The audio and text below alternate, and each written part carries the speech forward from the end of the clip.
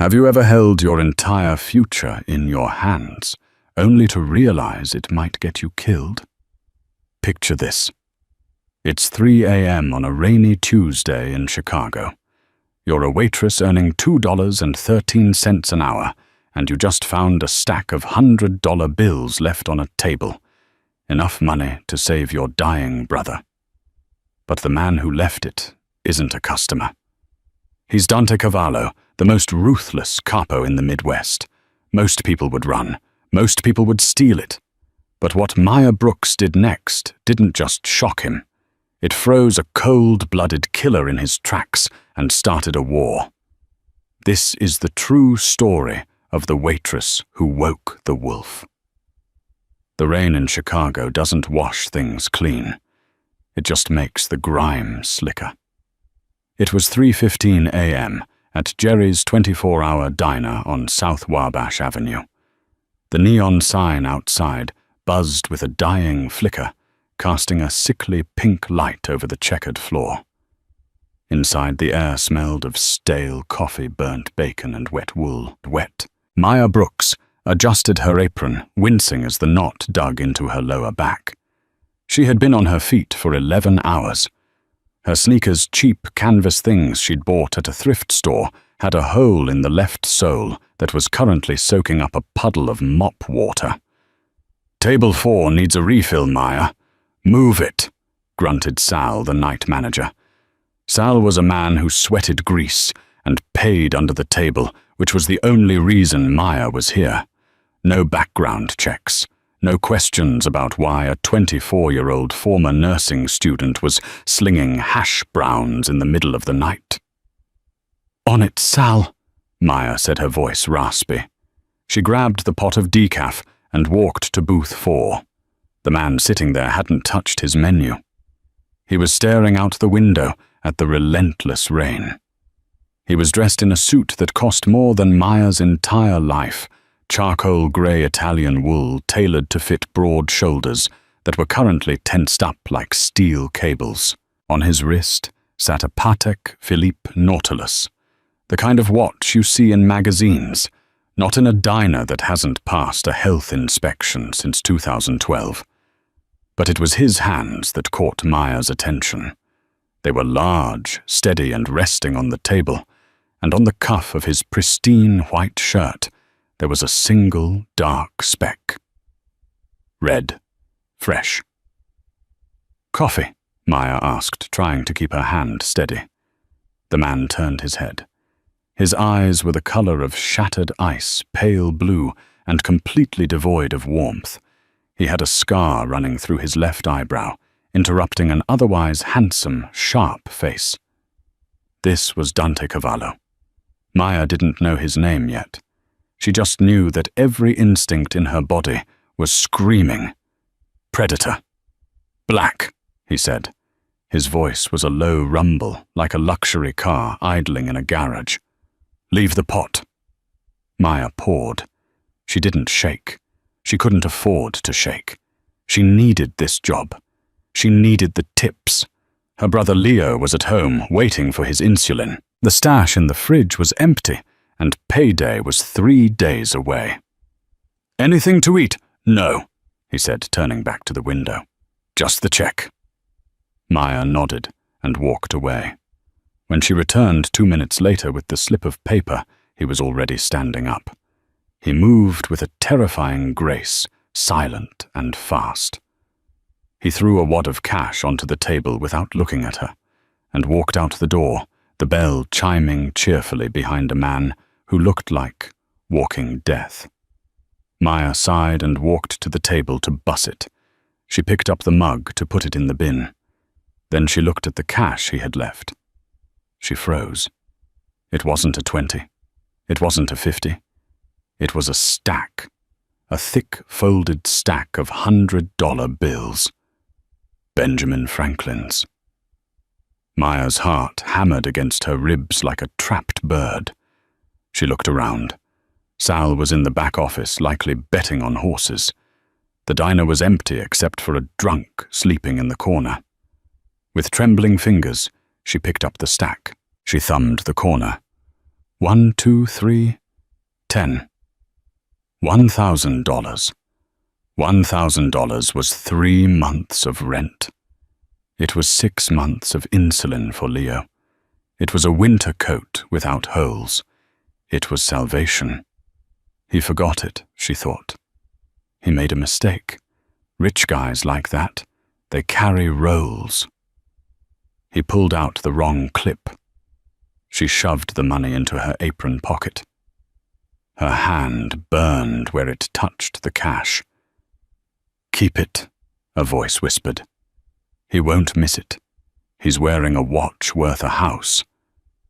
This saves Leo." She took a step toward the kitchen. She could clock out in 10 minutes. She could walk out the back door, go straight to the 24-hour pharmacy on State Street, and buy the insulin. She could breathe for the first time in years. Then she looked down at the table again. Right where the money had been, there was a napkin, and on the napkin, pressed in ink from the wet cash, was a faint red smear. Blood. Maya stopped.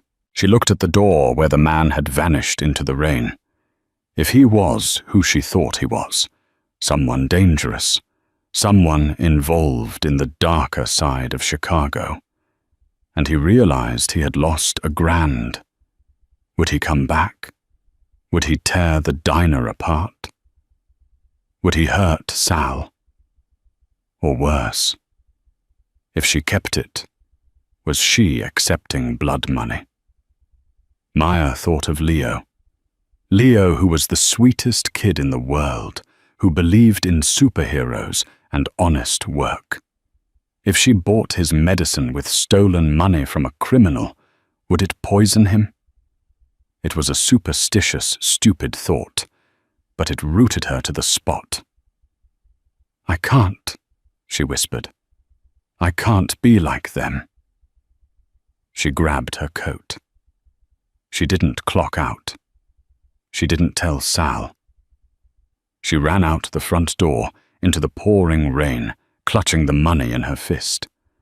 The wind on Wabash Avenue hit her like a physical blow. The rain was freezing instantly, soaking through her thin uniform. Maya squinted through the downpour. The street was dark, the streetlights reflecting in the oil-slicked asphalt. There, half a block down, turning the corner toward the alley behind the old theater, she saw the silhouette of the broad shoulders. He was moving fast, blending into the shadows. "Hey!" she yelled, but the wind tore the sound from her throat. She ran. Her wet sneakers tapped against the pavement. She turned the corner into the alleyway. It was a dead end, a loading dock for the theater cluttered with dumpsters and broken pallets. The man was standing by a black SUV, his hand on the door handle. He froze as she splashed into the alley. "Wait!" Maya gasped, bending over her hands on her knees, trying to catch her breath. The cold air burned her lungs. Dante Cavallo turned. The transformation was instant. In the diner he had been dismissive. Here in the dark, he was lethal. In a blur of motion, he spun around. Maya heard the distinctive clack-clack of a slide being racked. She looked up and found herself staring down the barrel of a semi-automatic pistol. It was matte, black, steady, and pointed directly at the center of her forehead. Maya threw her hands up the wad of cash, still clenched in her right fist. "Don't shoot!" she screamed. Dante didn't lower the weapon. His eyes narrowed, scanning the alley behind her, looking for an ambush. "Who sent you?" he hissed. His voice wasn't a rumble anymore. It was a razor blade. "Moretti." "The Russians." "Nobody," Maya cried, tears mixing with the rain on her face. "I'm the waitress from the diner." Dante blinked, but the gun didn't waver. He looked at her uniform, now plastered to her shivering frame. He recognized the apron. "You followed me," he said, his tone dropping to a dangerous calm. "That was a mistake. Give me one reason why I shouldn't leave you here." Because you forgot this, Maya said. She slowly extended her hand, opening her fist. The stack of bills was wet, the edges curling in the rain. Dante stared at the money. Then he looked at her face. He looked at the fear in her eyes, the way her teeth were chattering, and the utter confusion on her features. He lowered the gun an inch. You ran after me. To return money. You left it on the table, Maya stammered. It's $1,000. I couldn't just take it. Dante laughed. It was a short, humorless bark.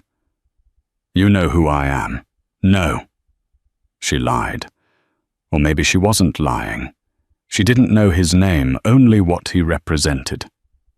I'm the kind of man who leaves that kind of money as a tip little girl, Dante said. He finally lowered the gun to his side, though he didn't holster it. I didn't forget it. Maya stood there, the rain soaking her to the bone. She felt foolish. She felt small. She had run into a dark alley, risked getting shot, all to return a tip that this man considered pocket change. Oh, she whispered. Her arm dropped. She looked at the money in her hand. $1,000. He had meant to leave it. Keep it, Dante said, turning back to his car. Buy yourself some shoes that don't leak. I saw the footprints you left on the floor. Maya looked at her feet. Shame flushed her cheeks, hot enough to combat the cold rain. She should just say thank you. She should take the money and run. Leo needed the insulin. This was charity, but it was aggressive charity. But then she remembered the red smear. I can't, Maya said. Her voice was quiet, but in the echo of the alley it carried. Dante stopped his hand on the car door. He turned back slowly. Excuse me. Maya took a step forward and placed the stack of wet bills on the hood of his black SUV. I can't take it, she said, her voice trembling but her chin high. I don't know what you did tonight. I don't know whose blood is on your cuff. But I work for my money. Every cent. If I take this, I'm part of whatever you are. Dante froze. The silence in the alley was heavier than the rain. He looked at the money on the hood. Then he looked at his cuff. He hadn't noticed the speck of blood. He had been careless. He looked back at Maya. For the first time, he really saw her. He saw the exhaustion under her eyes, the fragility of her frame, and the insane burning cry that made her refuse a life-changing sum of money from a man holding a gun. In his world, a world of bribes, payoffs, extortion, and betrayal. No one refused money. Everyone had a price. His own brother had sold him out for less than what was on that hood. And here was a waitress shivering in the rain, telling him no. Dante holstered his gun. He walked toward her. He towered over her, blocking out the streetlight. Maya wanted to run, but her legs wouldn't move. He reached out. Maya flinched, but he didn't strike her. He reached past her and picked up the money from the hood. You have a lot of pride for a girl with holes in her shoes, he murmured. He wasn't mocking her anymore. He sounded curious. Pride is the only thing I have left that's mine, Maya replied. Dante stared at her for a long moment, studying her face as if memorizing it for a file. What is your name? Maya, she said. Maya Brooks. Maya Brooks, he repeated, tasting the syllables. Go back to work, Maya, before you catch pneumonia. He turned, got into the SUV, and the engine roared to life. Maya stood in the alley as the car peeled away, splashing dirty water onto her legs. She was alone again. She was cold, and she was broke. She walked back to the diner, tears finally spilling over. She had done the right thing. She knew she had. but the right thing wasn't going to lower Leo's blood sugar. She entered the diner, the bell chiming. Sal was waiting for her, arms crossed, face purple with rage. "Where the hell did you go?" Sal screamed, spitting as he yelled. "You walked out in the middle of a shift. You think you can just wander off?" "Sal, I don't care," Sal barked. "Get your stuff! You're done! You're fired!" Maya felt the world drop out from under her. "Sal, please. I need this. I just ran out to catch a customer who—" "Get out!" Maya grabbed her purse. She walked out into the rain for the second time that night. No job, no money, no insulin. She sat on the curb, putting her head in her hands, and sobbed. She didn't see the black SUV circle back around the block. She didn't see Dante Cavallo watching her from across the street, his phone pressed to his ear. "Yeah, it's me," Dante said into the phone, his eyes fixed on the crying girl. "I need you to look into someone. Name is Maya Brooks. Find out everything.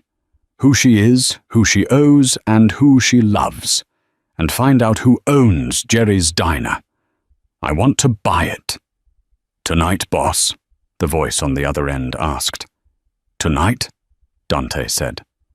"I found something rare. I don't want to lose it." The walk to the apartment complex on the edge of the west side usually took Maya 40 minutes. Tonight, with the rain slicking the pavement and her spirit dragging behind her like a dead weight, it took an hour. Her building, the Kensington Arms, was a cruel joke of a name for a brick block that smelled permanently of boiled cabbage and mildew. The elevator had been out of order since 2019. Maya climbed the 4 flights of stairs, her wet sneakers squeaking on the linoleum, every step a reminder of the job she had just lost. She fumbled with her keys, her hands shaking so badly she dropped them twice. When she finally unlocked the door to apartment 4B, she forced a smile onto her face. It was a mask she wore every day. No matter how much the world beat her down, Leo could never know. "I'm home," she called out softly. The apartment was small, a kitchenette that bled into a living room with a sagging beige sofa and a single bedroom that they shared. Maya slept on the couch, so Leo could have the bed. "Hey, May," a voice cracked from the bedroom. Maya hung her dripping coat on the hook and walked in. Leo was sitting up in bed, surrounded by comic books and sketching pads. He was 16, but he looked 12. The type 1 diabetes had stunted his growth, and the lack of proper nutrition had left him pale and hollow-cheeked. "You're late," Leo said, looking at the clock. It was 4:30 a.m. "Sal keep you for inventory." "Yeah," Maya lied, leaning against the doorframe to hide the tremor in her legs. "Sal was being Sal. You know how it is." "Did you get the advance?" Leo asked. He didn't look up from his sketchbook, but Maya saw his hand tighten around the pencil. He knew. He always knew when they were close to the edge. Maya felt like she had swallowed glass. "Not tonight, Leo. Their system was down. Thursday." He promised Thursday. Leo nodded, finally looking up. His eyes were dark, rimmed with exhaustion. "Thursday. Okay, I can stretch it. Let me check your levels." Maya walked over to the mini-fridge in the corner of the room where they kept his supplies. She opened the door. The light flickered on, illuminating the terrified emptiness of the wire racks. There was 1 vial of Humalog left. It was less than a quarter full. Maya stared at the clear liquid. It wasn't just medicine. It was time. It was breath. And looking at the level, she knew the math. Even if he rationed it, even if he ate nothing but plain toast to keep his sugar steady, that vial would run dry by tomorrow night. Thursday was too late. She closed the fridge door, leaning her forehead against the cool metal. Panic, cold and sharp, clawed at her throat. She had $73 in her pocket. A single vial cost nearly $300 without insurance. Maya, Leo's voice was small. You're doing the breathing thing. Maya spun around, forcing the smile back on. Just tired, kiddo. Long shift. Go to sleep. I'll figure it out. You always do, Leo whispered. He turned off his bedside lamp, plunging the room into darkness. Maya walked back to the living room and collapsed onto the sofa. She didn't sleep. She stared at the water stain on the ceiling, listening to the rain hammer against the window. She thought about the stack of bills on the hood of the black SUV. She had held Leo's life in her hand, and she had given it back because of pride. Because she didn't want blood money. Stupid, she hissed into the dark. Selfish, stupid girl. Across town, in the penthouse suite of the Ritz-Carlton, the atmosphere was very different, though equally tense. Dante Cavallo sat in a leather armchair, a glass of amber whiskey resting on his knee. The room was silent, save for the hum of the city far below. Read it to me, Dante said, not looking away from the panoramic window. Silas, his right-hand man, a former military contractor with a neck as thick as a tree trunk, opened a manila folder. Maya Brooks, age 24. Silas read his voice, flat and efficient. Father was a factory worker, died in an industrial accident 6 years ago. Settlement was buried in legal fees. Mother died of cancer 2 years later. No other living relatives except a younger brother. Leo Brooks, age 16. Dante took a sip of his drink. The brother. Diabetic, Silas continued. Type 1, severe. He's been hospitalized 3 times in the last year for ketoacidosis. The state insurance lapsed when Maya dropped out of nursing school to work full-time. She's currently was working at Jerry's Diner and cleaning offices on the weekends. Dante turned the glass in his hand, watching the liquid swirl. She dropped out of nursing school. Top of her class, Silas noted. Quit the day her mom died to take care of the kid. Dante closed his eyes. He pictured the girl in the alley. The way she shook, not from fear of the gun, but from the cold. The way she had looked at the money like it was a bomb. She refused $1,000, Dante said quietly, almost to himself. She has a dying brother, no insurance holes in her shoes, and she handed me back $1,000 because she saw blood on my cuff. She's a liability, Silas said, closing the folder. She saw your face. She saw the blood.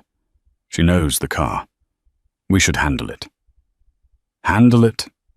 Dante looked at Silas, his blue eyes sharpening. Make her disappear, Silas clarified. Clean, loose ends. Dante stood up, walking to the window. He looked down at the sprawling grid of Chicago. It was a city of wolves. Everyone took what they could. The politicians took bribes, the cops took payoffs, and his own captains took skimming cuts. And then there was Maya Brooks, a rabbit who walked into a wolf's den and refused to eat the meat. No, Dante said. We don't touch her. Boss, if she talks. She won't talk. She's too busy trying to survive, Dante said. He turned back to Silas. You said she was working at Jerry's, past tense. Manager fired her tonight, after she ran out to chase you. Dante's jaw tightened. A muscle feathered in his cheek. So I cost her the job she needs, to keep the brother alive. Collateral damage? Silas shrugged. I don't like owing debts, Dante said darkly. And I don't like loose ends.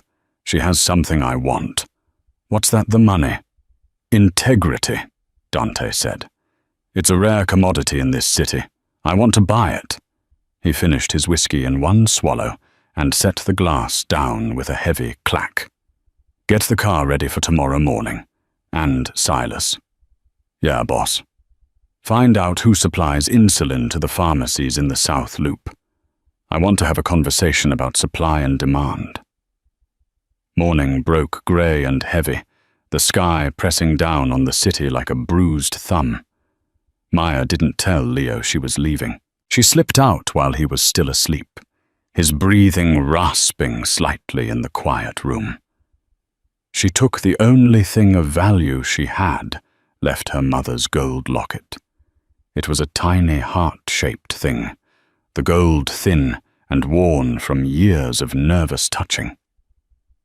She walked 6 blocks to Henderson's Pawn and Loan. The bell on the door jingled, sounding cheerful against the dusty gloom of the shop. Mr. Henderson, a man who looked like he was made of beef jerky and cigar smoke, squinted at her through the plexiglass.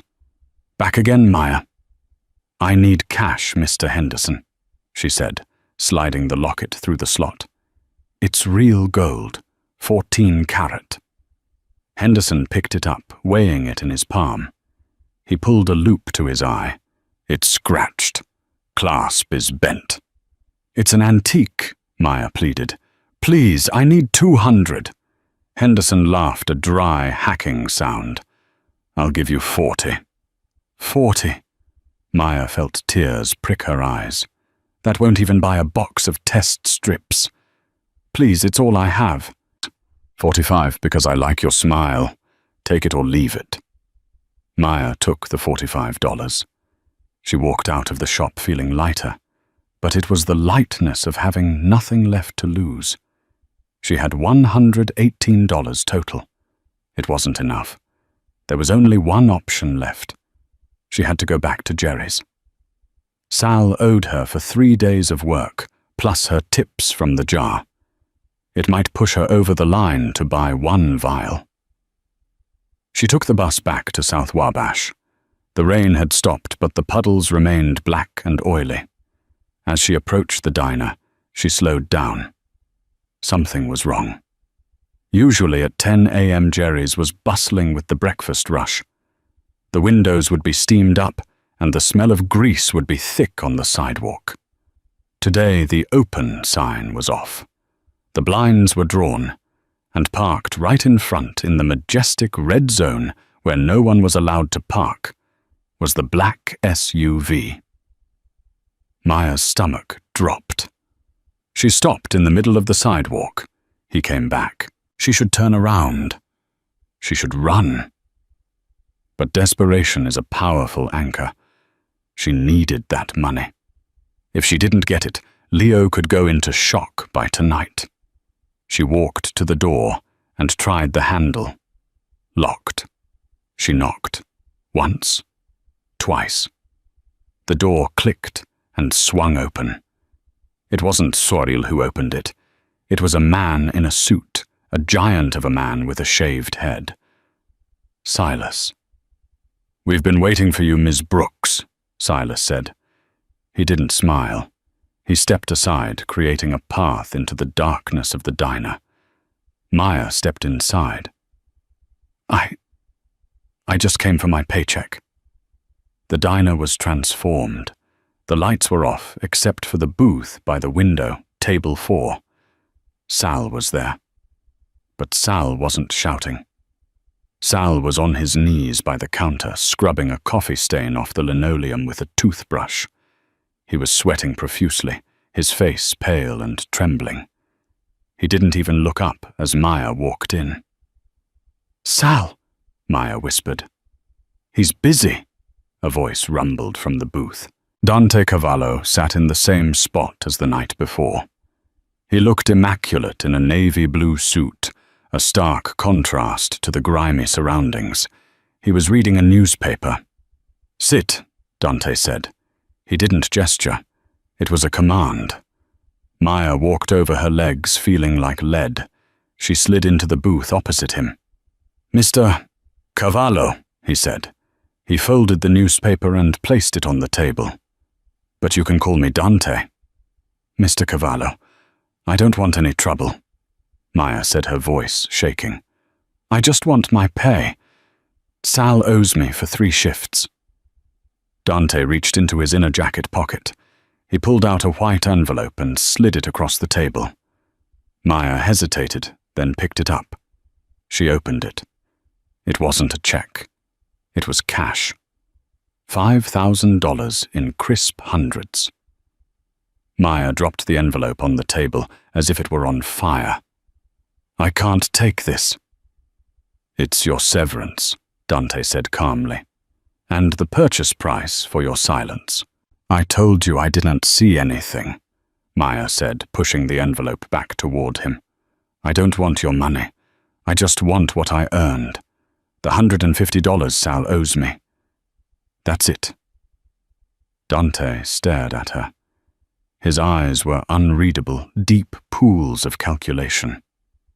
You are a very difficult woman, Maya Brooks, he said softly. Most people would take the $5,000 and run. I'm not most people. No, you're not. Dante leaned forward. The air in the booth suddenly felt very thin. I know about Leo. Maya froze. Her blood turned to ice. What? Leo, 16. Type 1 diabetes, needs Humalog. You have enough for, 6 hours? Maya stood up her chair, screeching against the floor. Don't you dare come near him. If you touch him, sit down. Dante's voice cracked like a whip. Maya didn't sit, but she stopped moving. She gripped the edge of the table, her knuckles white. What do you want? I bought this diner this morning, Dante said, gesturing casually to the room. Sal works for me now. He's very thorough with a toothbrush, isn't he? Sal whimpered in the background, but kept scrubbing. I don't care about the diner, Maya spat. I know. You care about the insulin, Dante said. He reached into a bag sitting on the seat beside him. He pulled out a box, a white and blue box, Humalog Quick Pen. Not just one. He pulled out another, and another. 5 boxes, a 6-month supply. He stacked them on the table like a tower of bricks. Maya stared at the boxes. Her breath hitched. That was thousands of dollars of medicine. It was life. I can make your problems go away. Maya, Dante said, his voice lowering to a seductive, dangerous purr. I can ensure Leo never misses a dose. I can ensure the best doctors. I can ensure you never have to scrub a floor or serve coffee again. Maya looked from the medicine to Dante's cold blue eyes. And what do I have to do? I have a situation, Dante said. I live in a large estate in Lake Forest. I have staff security chefs, but I don't have anyone I trust. Everyone is on a payroll that can be doubled by my enemies. And you trust me. I trust your pride, Dante said. You returned money you desperately needed because you wouldn't touch blood. That makes you incorruptible. And that makes you valuable. He leaned back. I need a personal caretaker. Someone to manage my private quarters. Someone to organize my life, screen my calls, and handle my darker days. You will live at the estate. You will be paid $5,000 a month, and Leo's medical bills will be paid in full directly by my firm. Maya looked at the medicine. Then she looked at Sal, scrubbing the floor in terror. And if I say no? Dante picked up one of the boxes of insulin and twirled it in his fingers. Then you walk out with your $150.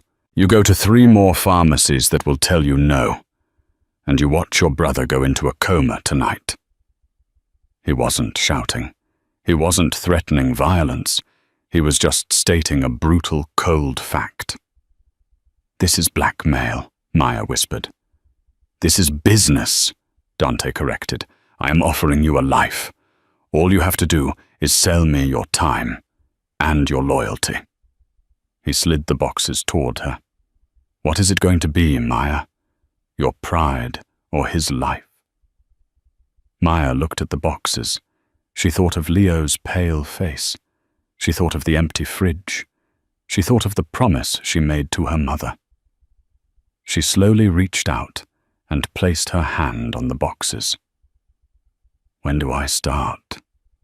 Dante smiled. It was the first time she had seen him smile.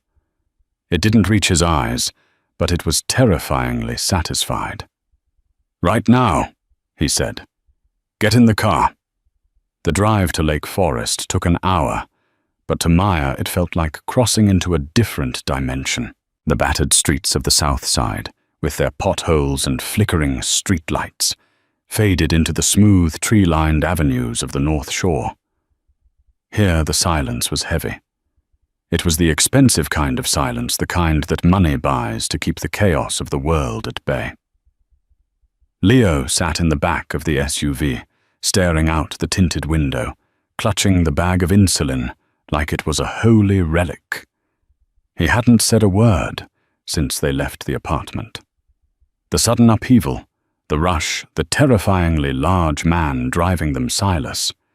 It was too much for a 16-year-old to process. "We're here," Silas grunted. The car slowed before a pair of wrought-iron gates that looked high enough to keep out an army. They swung open silently, revealing a winding driveway that led up to the main house. It wasn't a home. It was a fortress disguised as a mansion. The estate, built of grey stone and dark slate, loomed against the overcast sky. It was beautiful undeniably, but it was cold. There were no flower beds, no children's toys in the yard, no signs of life. Just manicured hedges and security cameras that pivoted slowly to follow the car. "This is where we live now," Leo whispered, his voice cracking. "For a while," Maya said, squeezing his hand. "It's part of the job package, Leo. Like a live-in caretaker position." "Who is this guy, May?" "He looks like he owns the city." "He's an investor," Maya lied. The lie tasted like ash in her mouth. "He needs someone to manage the property." The car stopped. The front doors of the house opened, and a line of staff stood waiting. It felt feudal. Dante was already there, standing at the top of the stone steps. He had shed his suit jacket, his white shirt unbuttoned at the collar, sleeves rolled up to reveal forearms corded with muscle. He looked less like a businessman and more like the lord of a dark manor. "Silas will show your brother to the guest wing," Dante said as Maya stepped out. "It's the East Annex, southern exposure. Good for his health." "Guest wing." Leo looked at Maya, eyes wide. "Go with him, Leo. Get settled. I need to speak with Mr. Cavallo about my duties." As Silas led a bewildered Leo away, Maya turned to Dante. The wind whipped her hair across her face, but she didn't brush it away. "You didn't tell me there were other staff," she said quietly. "If you have maids and butlers, why do you need me?" Dante turned and walked into the grand foyer. The floor was black marble, polished to a mirror shine. "They are employees, Maya. They are paid to clean and cook. They are not paid to care. And I am. You are paid to be the one thing. They are not uncompromised." He led her through the house. It was a museum of shadows. Expensive art hung on the walls, Goya bacon pieces that were disturbing and dark. The furniture was stiff, untouched. It was a house where no one relaxed. "Your room is next to mine," Dante said, stopping before a heavy oak door on the second floor. Maya stiffened. "I thought I was the housekeeper." "You are my personal assistant, my gatekeeper." If the phone rings in the middle of the night, you answer it. If I need a file from the safe, you get it. If I don't come home—" He paused, his hand on the doorknob. "You are the one who waits." He pushed the door open. The room was larger than Maya's entire old apartment. A 4-poster bed, a private balcony, a bathroom with a soaking tub, and on the dresser a brand new laptop and a phone. "Set up your life," Dante said. "Dinner is at 8. Do not be late. I despise tardiness." He turned to leave but stopped. "And Maya, yes, don't explore the basement, and don't talk to the security team outside of Silas. They are not your friends. They are guard dogs. If you pet them, they might bite." For the first few days, Maya existed in a state of high-functioning anxiety. The luxury was suffocating. The sheets were Egyptian cotton. The food was prepared by a Michelin star chef, and the insulin in Leo's new mini-fridge was plentiful. Leo was happier than she had seen him in years. His color was returning, and he spent hours in the library reading rare comics. But Maya saw the cracks. She saw the way the perimeter guards carried assault rifles under their raincoats. She saw the way Dante would disappear into his study for 10 hours at a time, emerging with bruises on his knuckles that he refused to explain. She was cleaning his office on the 4th day, dusting a bookshelf that held first editions of Machiavelli and Sun Tzu when she found it. It wasn't hidden. It was sitting right on the desk next to a crystal decanter of scotch. A file, labeled Traitors. Maya knew she shouldn't look. Curiosity in a house like this was a death sentence. But the name on the tab caught her eye. Jerry's Diner. Her heart hammering, she flipped it open. There were photos. Photos of Sal the manager. Photos of him meeting with men in leather jackets in the alley behind the diner. And a financial ledger showing payments made to Sal from a rival family, the Rossis. Maya realized with a jolt of nausea that Dante hadn't bought the diner just to hire her. He hadn't just forgotten the money by accident. He had been at the diner that night to scout a rat. The accident of leaving the money. Was it a test? Had he tested Sal, and Sal failed? Had he tested her, and she passed? "Reading is a dangerous habit," a voice rumbled from the doorway. Maya jumped the file, slipping from her fingers and scattering across the desk. Dante was leaning against the doorframe. He looked exhausted. There were dark circles under his eyes, and his suit was rumpled. I was just cleaning," Maya stammered. Dante walked into the room. He didn't look angry. He looked resigned. He walked to the desk and began gathering the papers. "Sal sold me out," Dante said, his voice void of emotion. "He was letting the Rossi family run drugs through the diner kitchen. My territory. My diner." "Is that why you were there that night?" Maya asked, her voice trembling. "I was there to decide if I should burn the place down with him inside it," Dante said. He looked up at her, his blue eyes piercing. "And then a waitress poured me coffee and didn't shake. And then she ran into an alley to return $1,000. He placed the file back on the desk. "You saved that diner, Maya. Sal is alive because of you. Because you made me curious enough to buy the place instead of torching it." He walked around the desk and stood in front of her. He was close enough that she could smell the scent of him, sandalwood gunpowder and rain. "But curiosity has a shelf life," he whispered. "You are in the wolf's den now, and the wolves are circling." 2 weeks passed. The golden cage of the estate began to feel less like a sanctuary and more like a waiting room for a disaster. It happened on a Tuesday at 3:17 a.m. A thunderstorm was battering the lake, shaking the window panes in their frames. Maya was awake reading a nursing textbook she had saved from her school days, trying to keep her mind sharp. The phone on her nightstand buzzed. It wasn't a ring. It was a single, harsh vibration. It was the internal line. "Brooks!" Dante's voice was wet, strained.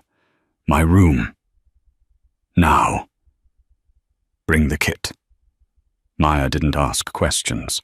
She grabbed the medical kit she had assembled from the supplies in the house, something she had insisted on having, just in case Leo needed it.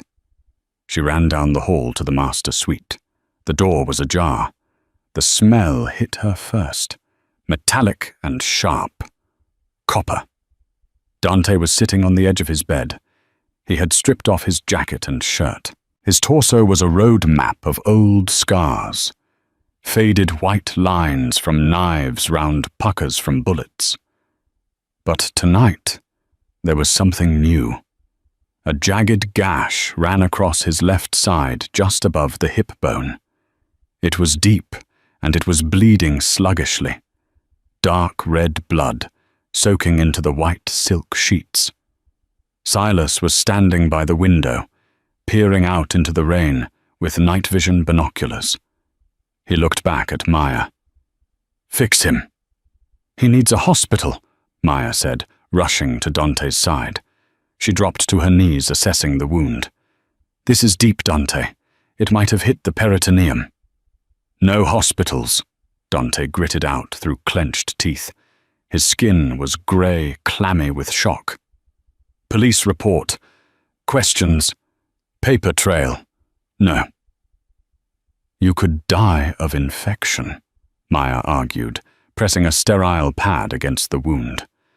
Dante grabbed her wrist. His grip was surprisingly strong for a man losing that much blood. "I said fix it," he growled. "You were a nursing student. Top of your class. Stitch it." Maya looked at his eyes. They were dilated, wild with pain, but lucid. He trusted her.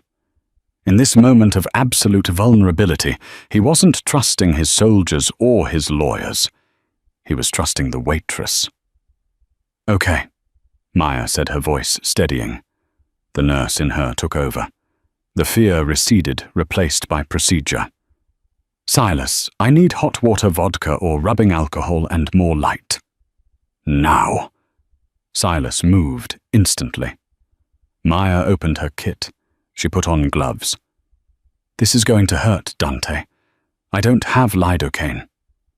"Just do it," he breathed, leaning his head back against the headboard. Maya cleaned the wound. Dante didn't scream, but his entire body went rigid, the muscles in his abdomen snapping tight like steel bands. He let out a low, guttural sound that was more animal than human. "Breathe," Maya commanded softly. "Look at me, Dante. Focus on me." He opened his eyes. They locked onto hers. In the dim light of the lamp, the connection was electric. It wasn't romantic. It was raw survival. She threaded the needle. "I'm going to start," she whispered. She pierced the skin. Dante's hand shot out and gripped the bedsheet, tearing the silk. Sweat beaded on his forehead. Maya worked quickly. 1 stitch. 2. 3. "Talk to me," Dante gasped. "Distract me." "What do you want me to say?" Maya asked, her hands moving with delicate precision, tying off a knot. "Tell me. Tell me why you really came back that night," he rasped. "Why didn't you keep the money?" "I told you," Maya said, wiping blood from the wound edge. "Pride." "Bullshit," Dante groaned as the needle went in again. "Nobody has that much pride. You were scared." "I was," Maya admitted. "I was scared that if I took it, I'd be selling a piece of my soul.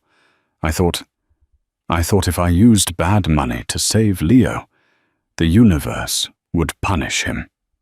Dante let out a laugh that turned into a cough. The universe doesn't care, Maya. The universe is chaos. We just impose will upon it. Maybe your universe, Maya said gently. In mine actions have consequences. They do, Dante whispered. His eyes were fluttering shut.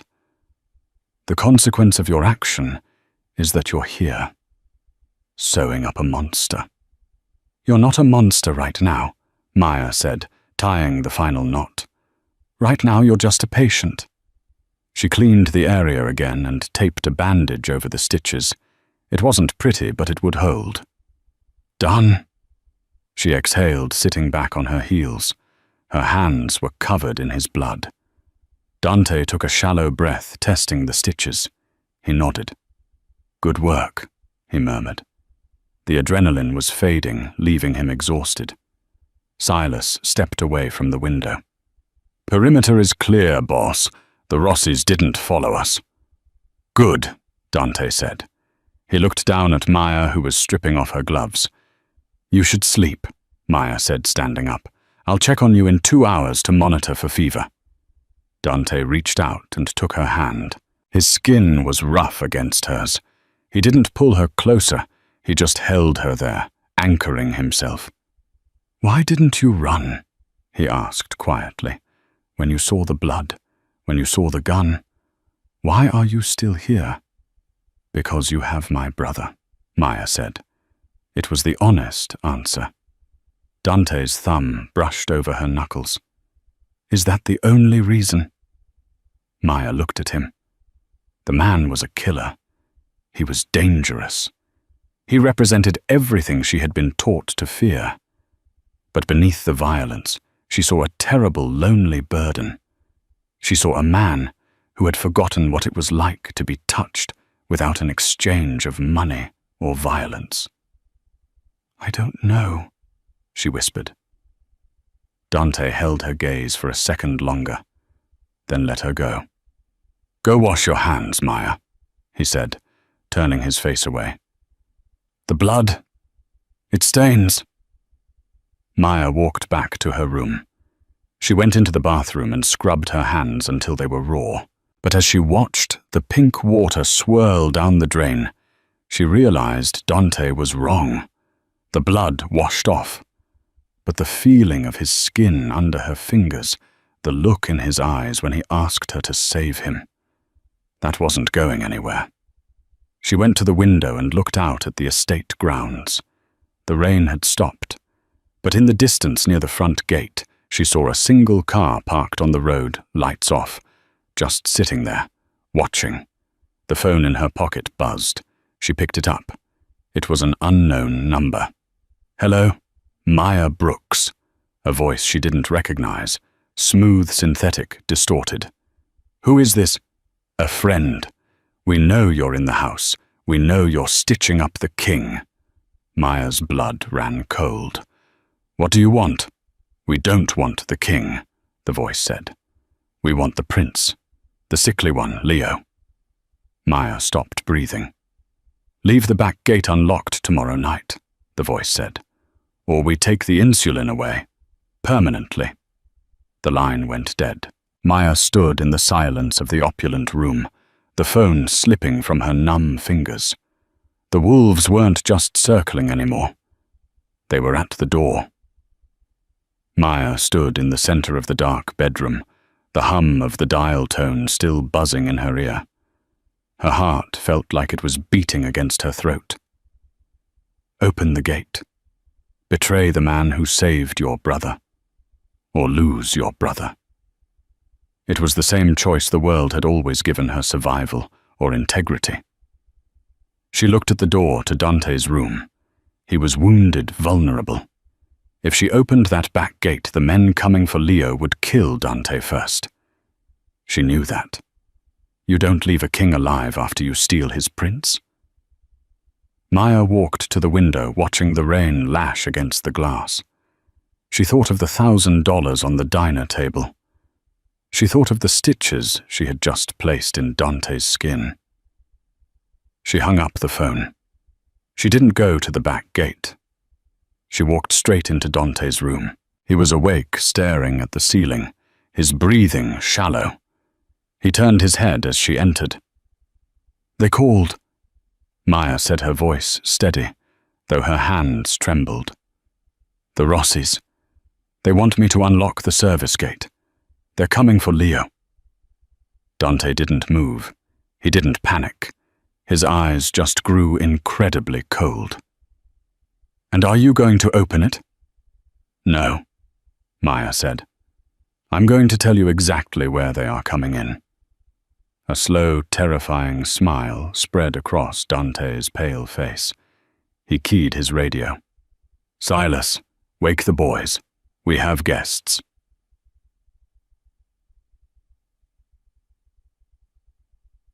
The trap was set by 4 a.m. Maya sat in Leo's room holding his hand while he slept, a heavy pistol Dante had given her resting on her lap. Downstairs, the house was silent, dark. At 4:15, the service gate creaked open. Silas had unlocked it remotely. Shadows moved across the wet lawn. 3 men. They moved toward the back entrance, confident, thinking they had a woman on the inside. They picked the lock on the kitchen door and stepped into the mudroom. Click. Floodlights from the hallway blinded them. "Welcome to the Kensington estate," Dante's voice boomed. He stood at the top of the short stairs, leaning heavily on a cane, his side bandaged beneath a dark robe. But the gun in his hand was steady. Behind the intruders, Silas and 2 security guards emerged from the pantry, weapons drawn. The men froze. They knew instantly. The girl hadn't turned. "You should have done your research," Dante said, his voice low and raspy. "Maya Brooks doesn't take the easy money." The intruders dropped their weapons. There was no shootout, no glorious battle. Just the cold, hard reality of power meeting a mistake. Silas moved in to zip-tie them. "Take them to the basement," Dante ordered. "I want to know who gave them the phone number." As the men were dragged away, Dante looked up toward the landing of the 2nd floor. Maya was standing there looking down. He limped up the stairs, wincing with every step, until he stood in front of her. "You could have traded me," Dante said softly. "You could have guaranteed your brother's safety tonight." "I don't make deals with devils I don't know," Maya replied. "And besides, I fixed you. I wasn't going to let them ruin my stitches." Dante laughed, a genuine warm sound. He reached out, taking her face in his large hand. His thumb traced her cheekbone. "You are not a waitress anymore, Maya," he whispered. "And you are not a caretaker. You are family." Maya leaned into his touch, the exhaustion of the last month finally crashing over her. She knew this wasn't a fairy tale. The danger wasn't gone. The war with the Rossis was just beginning. But as she looked into the blue eyes of the Chicago wolf, she knew one thing for certain. She wasn't the prey anymore. She was part of the pack. And that is how a simple act of honesty changed everything. Maya Brooks started as a waitress with holes in her shoes, afraid of the world. She ended up as the right hand of the most powerful man in the city. She proved that even in a world of crime and blood, loyalty is the most expensive currency of all. Dante didn't just fall for her beauty, he fell for her backbone. They saved each other. He gave her the means to live, and she gave him a reason to trust. But the war isn't over. The Rossis are still out there, and now they know Dante has a weakness. What do you think? Did Maya make the right choice? Staying with a mob boss? Would you have opened the gate to save your family? Let me know in the comments below. If you enjoyed this story, please smash that like button, it really helps the channel grow. Subscribe and hit the bell icon so you never miss the next saga. Thanks for watching and stay safe out there.